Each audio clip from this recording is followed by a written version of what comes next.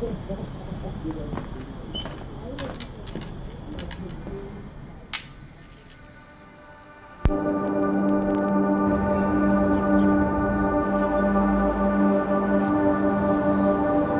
part of the Constitution that's the most important to me as an artist and any artist is freedom of speech. One of the most challenging things during lockdown, there was a very extreme shift in the community because our freedom of assembly was taken away, not by the government, but by a virus.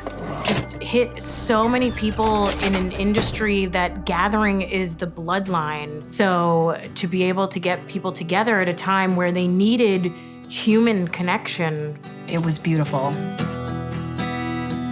I have lived in the East Village or the Lower East Side since 2001. It was the mecca of artists, musicians, and the vibe that I wanted to be in the center of. Once lockdown started, it was during this really extreme time with curfew and helicopters going overhead soon after I myself was diagnosed with COVID. I remember thinking, oh my God, I did not do enough with my singing voice. What if I can never sing again? And that scared the shit out of me.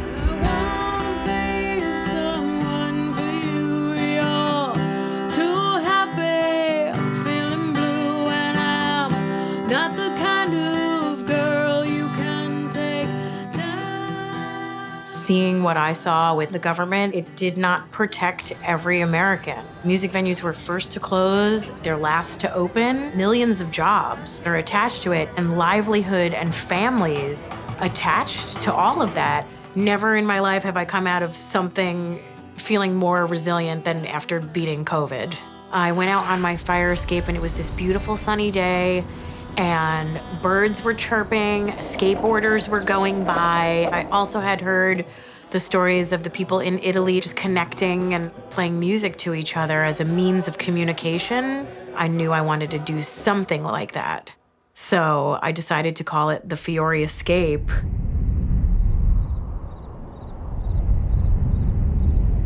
There was a ton of people out and cheering and looking up, and it was just this beautiful moment. I think that was the moment that I realized I was giving something back to people that really needed it. It's amazing to be reminded that it's when you're at the lowest of the low that people step up for you. I reached out to the local businesses, not just to give them the heads up that I was doing it, but to partner with them. I was trying to bring revenue to the businesses that were struggling. Everyone just kind of pulled together. It brought life and the sense of liveliness back. The community I live in really brings me back to life over and over again.